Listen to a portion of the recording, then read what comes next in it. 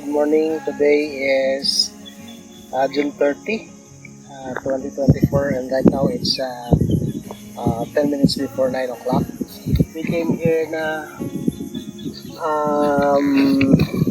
mag-high tide na, but look, this is just a portion of the sandbar na ang estimated ko nito kapag lowest tide, yung sandbar na to is more than 50 hectares.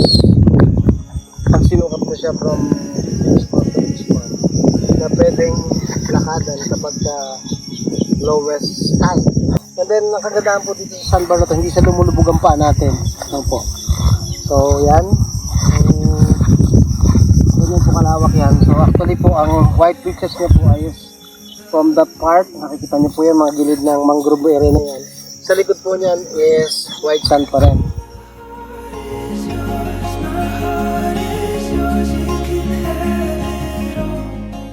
And right now po, andito po tayo ngayon sa kanyang listening.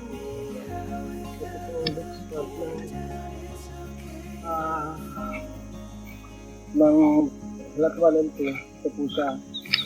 So, around po, 80 to 90 meters po yung beach front ng isa. Tapos po yung isang portion is most likely po mga 30 meters. So all in all po yung beach front po ng dalawang beach front niya is more or less mga 100 to 120 meters po combined. So ito po yung area na kung saan nandito po yung mga mangroves natin. Pero makikita niyo po sa loob yung mangrove itself is puti pa rin po ang buhangin. Ganito po puti pa rin ang buhangin niya ng mangrove area natin. So, itong property ay meron po mga ilang puno ng nyog. Pero the rest po is on the other part po ay mga mga puno-puno pa po na pwedeng taniman. At pwede po natin replace ng maiba-iba po mga fruit-bearing trees. So, this is it po. So, ganito pa po ka-bird din yung other parts niya. So, at ganito rin po kalinis pa. Kaganda po ang kanyang buhangin. So, garitis po. So, ito po yung portion po ng property na gusto ninyong makita. At bibilhin niyo po. So, welcome to MSG Dream World Island. Mamaya po ituturo ko pa po kayo doon sa mga ibang area kung saan nandun po yung mga natural rock formation na napakaganda po.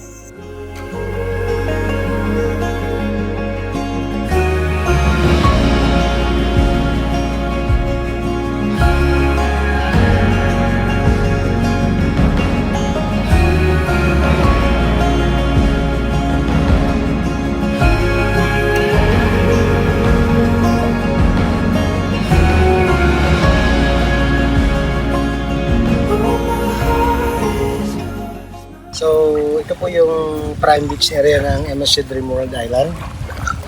Wherein dito po namin planong tayo yung mga villas and hotels and the restaurants at the higher part. And then, isa po sa mga tawag namin na rock formation, natural rock formation po dito. Kung nakikita niyo yung bato po na yan, na look like sabi nila mukha doon ni Virgin Mary. Dito po ako masyadong na-amaze doon po sa mga rock formation niya na sobrang lalapad. Ano po. Iba yung ibang mga rock formation, makikita mo sa katalas ang bato. Ito po mga rock formation niya, hanggang doon po sa kabilang yun na about 8 km from here. Ang lalapad din ng mga rock formation niya. So yung mga tao po dito, magkalimba po sila nagpunta ng beachside, mag-enjoy na sila sa dagat, mag-enjoy pa sila na mag-post dito sa mga rock formation.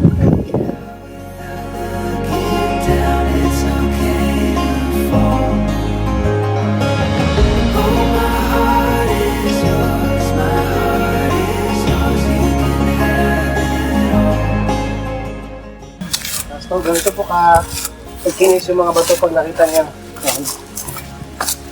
Ganito kalalapad. So makikita niyo po yung calmness ng dagat dito. Kasi bago po humampas ang malakas na alon, nababasag na po doon sa parting itaas kasi nandun po yung mga coral reefs. So po yung advantage ng beach natin dito. Hindi po siya malalaki ang alon. So kahit po may bagyo, still o kaya po merong masamang panahon, makakapag-swim pa rin sila. Kasi po yung alon ay hindi ganun kalakas ang pasok o hampas dito. Plus po the land itself po ng island is slopey, hindi po siya pantay. So ang ganda po niyang ang ganda ng kanyang contour.